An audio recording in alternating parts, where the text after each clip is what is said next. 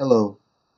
Watching the clashes at Barclay got me thinking about the tendency for some people to lash out, to use violence, sometimes for the most ridiculous of reasons. Now, in this particular context, obviously, we are thinking of a political context because you have two opposing sides with their views. On one side, you have people who are very anti-Trump and who have very hard left views. On the other side, you have people who are obviously pro-Trump and feel that the people who are attacking them are being unpatriotic and so on.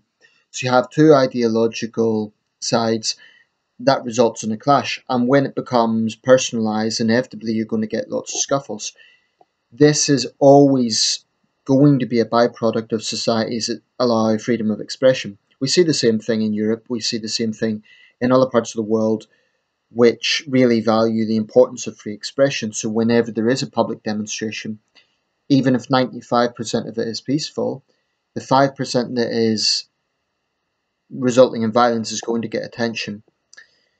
Um, Certainly, I do feel that what's been happening at Barclay and in other anti Trump protests is unprecedented in recent decades. I don't think, I could be wrong about this, but I don't think America has seen anything like this since the late 1960s.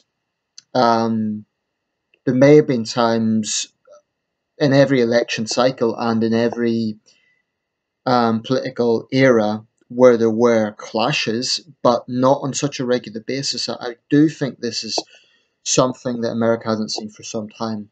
And in Europe, with the rise of populists on the left and right, we talk about the alt right, but there's alt left as well. Then there's going to be a continuation of such clashes. But anyway, I want to speak in broader terms about violence. And I'm not saying this from pacifist perspective, and I'm not saying it from a point of necessarily big examples of violence, i.e., armed conflict and war. That's for another video. I'm talking more about personal violence, one-on-one or group-on-group violence, as opposed to big nation versus nation or security situations. I'm talking about these sort of clashes that people get into, and I think they come in various forms. I think there is, broadly speaking, three forms. There is the political violence that usually erupts from demonstrations, opposing demonstrators. There is violence just for the sake of it, i.e., street fights. People just seem to organize these things to have a fight. And there's a lot of those videos online. Um, I'll try to deal with each category individually. And the third category is just people having a long day and they lose their temper. Or maybe not always having a long day, maybe it's because they're drunk. In some cases, it may be mental health problems. It could be a range of factors, but that sort of violence is kind of spontaneous. Now, all three have the potential to be dangerous. Why? Because in uncontrolled situations, where there is no referee, where there is no doctor, where there is just an outbreak of people, people lashing out because they feel that they've been tipped over the edge for whatever reason, it's potentially dangerous. And there's a lot of internet videos about this, and they tend to be in a way the views are almost as entertainment. I admit it can be intriguing to watch this as human behavior. It can be intriguing to see the way people think and the way that people have such a tendency to be so tribalized. It's interesting. I wouldn't want to be in it. Not that I can't defend myself, but I wouldn't want to be in that environment because it's unpleasant. Um, it's not something I would go looking for, put it that way. So in regards to political demos, I would go back to the point of making about the left wing, right wing issue. And that's just one example. There's many other examples of clashes breaking out between different ideological factions. It could be nationalists versus people who aren't nationalists. It could be um, you even see this, especially in democratic countries or Western countries, demonstrations from people of other countries who want to make their nationalistic demonstrations in countries that tolerate free expression. So you see many various examples of this. Anyway, for me, the issue is it's tribalized. People feel they need to confront the other side to make a point. But in the end of the day, getting into, as we would say in British English, fisticuffs isn't going to change their minds either way. So I think it's just pointless, it's wasted energy. And I understand it because it's human nature. You become tribalized and you feel that if you're being attacked, your natural response is to, attack back. Um, in a sense, politics almost goes out the window because in the midst of these things, I mean, what was going on at Barclay, politics almost didn't even figure. It just became tribalized. It just became almost like in the UK when we had football hooligan firms fighting with each other just because the other side was wearing another uniform. I mean, these are people who don't know each other personally. All they know is what their politics are because they're, the insignia that they're carrying or whatever. Now, the second category, random street fights. You see a lot of this online, and it seems to involve a lot of young people, people in their teens and early 20s. I find it frankly a little unsettling because, as someone who's been in a boxing ring myself, I know that's a controlled environment. Now, when I see these videos, you could be damn sure there's not going to be any referee. There might be someone that kind of holds them back, but it's so spontaneous and so. The problem in that situation is there's no control. So if someone is, let's say they're knocked out, they stumble back and they fall onto a busy road. People might think that's an exaggeration, but these sort of things do happen, and it's just reckless. I don't like it at all. The only time I think street fighting is justified is if it's an absolutely necessary case of self-defense or defending a more vulnerable person, and I'll come back to that. Now, the third category is spontaneous violence. People who maybe they've had a long day, maybe it's the most trivial argument. You see this all the time in big cities all over the world. It seems to be quite common um, in major cities. I've seen this in Beijing. I've seen it in New York City. People, arguing over a spot on the transit system, really laying into one another. And the police cannot be everywhere at once. So most of the time this goes unchecked. Sometimes the police intervene because it's in the UK that would be deemed a public affray, I guess would be the term, or public disorder offence. But again, it's just the tendency for people to lash out. Now, there's a few things that are noticeable about this. It isn't always big 6 foot guys. It isn't like typical what we would say thugs. This can be anyone. I've seen petite women getting into violence for the most ridiculous of reasons. And that's another thing. It is genderless. There are a lot of women out there who are willing to lash out at either men or other women. Now, in the case of lashing out at men, I do believe there are some women who really do think, I'm a woman, I can do what I want. And I think that mentality needs to be challenged. Society can play its role by not glorifying such women and thinking it's something funny, because it's not. In the end of the day, nobody has a right to attack another person. There are certain circumstances I can sort of understand. I mean, I don't believe that verbal insults are harmless. I think if, say, for instance, you have a guy, this is just a scenario, but you have a guy with his girlfriend, right? And let's say some guys shout out profanities towards her. Let's say they're sexual profanity. So let's say she's from another race and they shout out racial slurs. Now, most guys in the world are going to be defensive about that and they might lash out. I can't guarantee that I wouldn't do that. So I'm not saying that people should be robots and never. I think when we talk about self-control, there are certain things that it is totally human to get pissed off by and feel defensive about. But I still feel that if you're going to get into a physical confrontation, you need to think very carefully about it. Firstly, you need to be sure that you can take on the person that you're going to fight.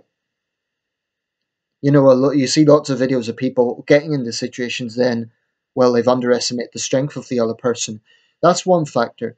Another factor is be absolutely sure that it really, really is worth fighting for.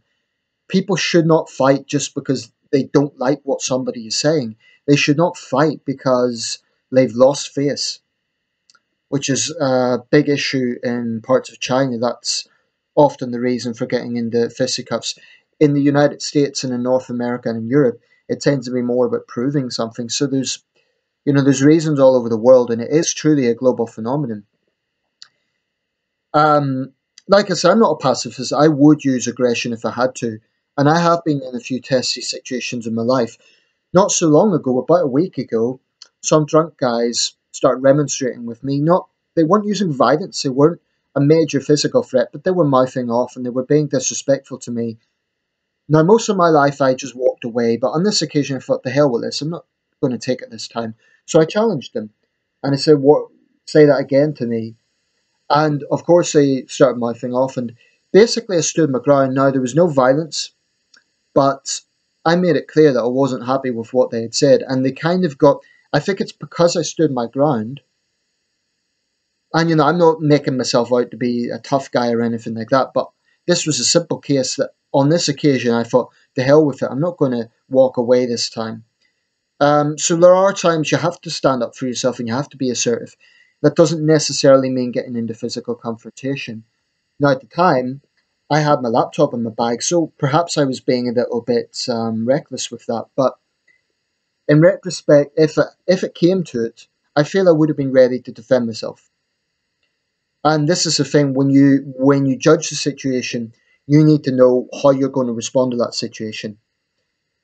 Of course, it isn't always something that we can predict. There are circumstances where people take us by surprise, um, and that's something that is really, really hard to get around because you know no amount of training will mental preparation will ever really prepare you for that sort of scenario because it comes when you're not expecting it. So what I think is very, very important is to practice self-control, is to practice temperamental balance. It's not about being a pushover. I think it's very possible to be assertive without losing control. And I think that's a problem. A lot of people who have a violence problem, what I would say is they need to really reflect on that. They may justify it by saying, oh, that person deserved it, or this person deserved it. But you simply cannot go through life lashing out at everyone you don't like, or lashing out at everyone who annoys you or provokes you. Um, I do think violence should be an absolute last resort. So let me know what you think. I'm not saying that people shouldn't get angry. I think that's totally human. But I think confrontation, if you're going to get in a situation where you know it's a confrontation, even if you're in the right, and this is an important caveat, even if you're in the right, sometimes it is better to walk away. Even the great Bruce Lee said that. I think he was asked a question, what if you're outnumbered or something like that? He said there are certain fights you have to run away. That's coming from Bruce Lee, you know? Um, and you'll notice many martial artists will not necessarily advocate getting into street fights. They will sometimes advocate walking away as well. So it's not a case that it always proves toughness. Sometimes it can be reckless. And it's about human ego. Nobody likes to feel that they're being walked over. Nobody likes to feel that they've been humiliated, especially if they're in front of the girlfriend. That's male ego coming into play. And I admit I'm as susceptible to that as anybody. But in the end of the day, people have to police themselves. And if you're someone who feels that the way you respond to anger is to always lash out, I would suggest you need help. And this thing about the way someone looks should be irrelevant. So whether it be a 6 foot well built guy or a petite woman, if you're the sort of person to lash out, it shouldn't be acceptable. And society should shun that, whoever is doing it. It's simply not a way to respond to problems. I'm not talking, by the way, about someone who lashes out because they've simply been pushed over the edge, because that is another factor. I.e., if someone is constantly bullied and worn down by people and they lash out, I absolutely wouldn't blame them. So I'm not saying that violence is always the wrong approach. Sometimes it's totally human and understandable.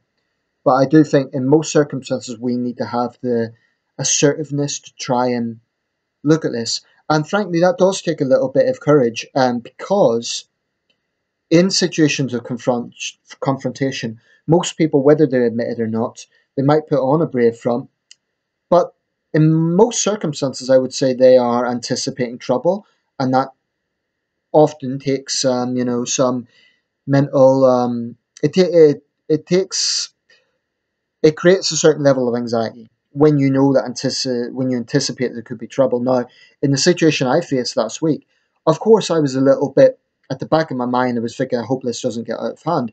But I'm also pleased that I stood my ground. I think had I just walked away and kind of put up with the verbal abuse, I know what would have happened. I would have spent the next hour just being pissed off about it. As it turned out, I felt very comfortable.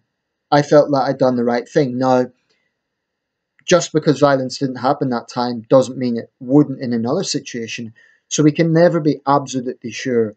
But what we have to be is in control of ourselves, to know that we're doing the right thing, to know that we're taking the right approach, and certainly not to lash out every time we don't like something that's being said. I mean, if I lashed out every time I heard something that pissed me off, I would be in jail, because there's a lot of things that get under my skin that irritate me. But I know that as a responsible adult, you can't go around just hitting people that you don't like. Okay, let me know your thoughts, and thank you for watching. Please feel free to subscribe and check out my other videos. Thank you.